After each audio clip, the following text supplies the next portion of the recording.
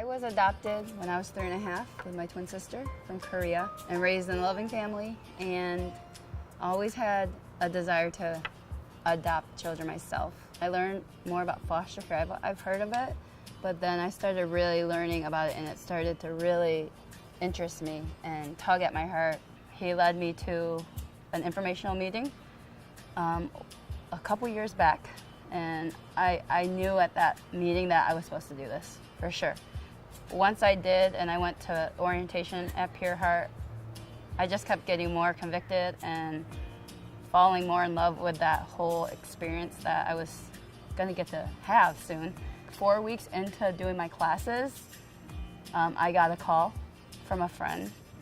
Her children had just been taken from CPS, and she had asked me if I would take her girls in. They told me their story, and I couldn't say no. God's timing is definitely not our timing, and His plans are definitely not ours. And so God just surprised me and blessed me with a 2- and 3-year-old to take in at that time. And my plans were to take a 5-year-old and older, school age. I remember, like, within the first few weeks of laying the girls down and laying with them before bedtime and reading with them. And in those moments, I experienced, like, directly God just giving me so much peace and joy in having these girls in my life and being able to care for them, you know, full time, like a parent would. But I did ask the question when I had the opportunity, how is it when you have to give them up? And the foster mother said, first of all, we go into it knowing it's a ministry. You know, this is where God has placed us and taught us to serve these families.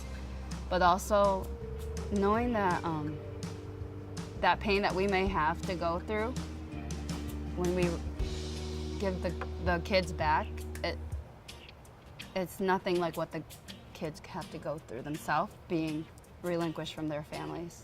And I've learned too that you're not just serving these kids, you are serving and ministering to the families and the parents, and that's a huge responsibility. Even though I may not have understood everything, you know, up front and felt always equipped for it, I learned that He doesn't call the equipped and the people who are perfect and have everything figured out.